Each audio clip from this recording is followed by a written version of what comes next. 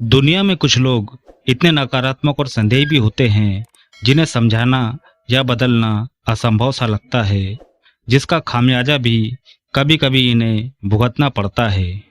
आज की कहानी एक ऐसे ही संदेही इंसान की है। एक बार एक व्यक्ति रेगिस्तान का रेतीला इलाका पैदल चलकर पार कर रहा था। दिन की झुलसा देने वाली गर्मी और प्यास उसे बेचैन कर रही थी, लेकिन किसी भी तरह वो इस रेगिस्तान को पार करना चाहता था।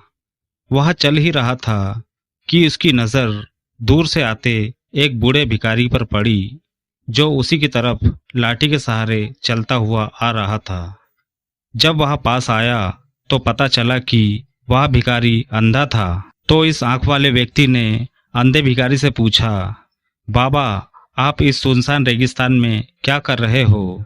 तब भिखारी ने बताया कि वह रेगिस्तान पार करके एक गांव की तरफ जा रहा है। इत्तेफाक की बात थी कि आंख वाले व्यक्ति को भी उसी गांव जाना था जहां बूढ़ा भिखारी जा रहा था। अब एक से भले दो हो चुके थे। दो राही और एक मंजिल का सफर दोनों साथ तय करते करते दोस्त बन चुके थे। वे दोनों बात करते हुए सफर कर रहे थे, जिससे उनके सफर की थकान भी कम हो गई थी। धीरे धीरे शाम होने लगी और फिर जब रात हुई तो उन्होंने वहीं रुकने का प्लान बनाया। वहां रेगिस्तान की रेतों पर ही अपनी अपनी चादर बिछाकर लेट गए। बातें करते करते उन्हें नींद आ गई। रात में जब रेगिस्तान का तापमान घटा तो वे ठंड से ठिठुरने लगे, तो उन्होंने अपने साथ लाए चादर ओढ़ लिए। जब सुबह हुई तो बूढ़े भिखारी की नींद खुली तो उस अंधे भिखारी ने अपने आसपास की रेत में अपनी लाठी टटोलना शुरू कर दिया, लेकिन उसे अपनी लाठी नहीं मिल रही थी, तो वह रेत की गहराई में टटोलने लगा। अचानक उसके हाथ में एक चिकनी सी लाठी आ गई, तो उसने लाठी को निकाला और दोनों हाथों से टटोला तो महसूस किया कि वह लाठी बिल्कुल सीधी और चिकनी थी, जो उसकी पहले वाली लाठी से काफी बेहतर थी। वह एक चिकनी और सुंदर लाठी पाकर बहुत खुश हुआ और ईश्वर का धन्यवाद किया कि उसने एक अंधे भिखारी को इतनी सुंदर लाठी दी। और उसने खुश होकर सो रहे अपने आंखों वाले साथी को जगाया और खुश होकर बताया कि देखो, ईश्वर ने मुझे कितनी सुंदर लाठी दी है।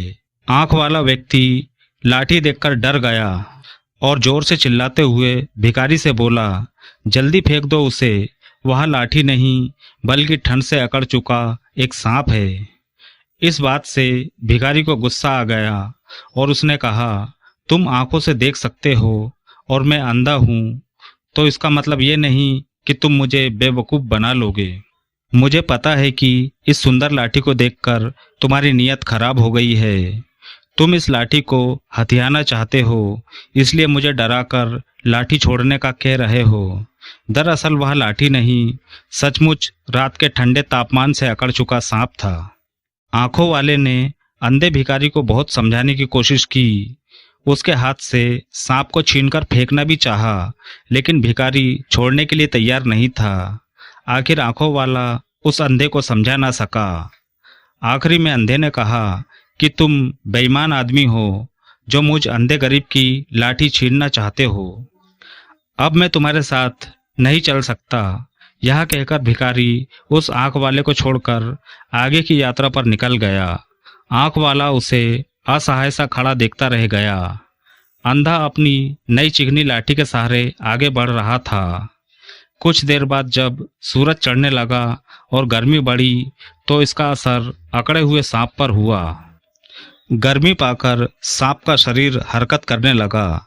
अंधा कुछ समझ पाता इतनी देर में सांप ने उसे डस लिया, जिससे उसकी मौत हो गई। आखिर अंधे को अपने बेवजह के संदेह का खामियाजा अपनी जान देकर चुकाना पड़ा।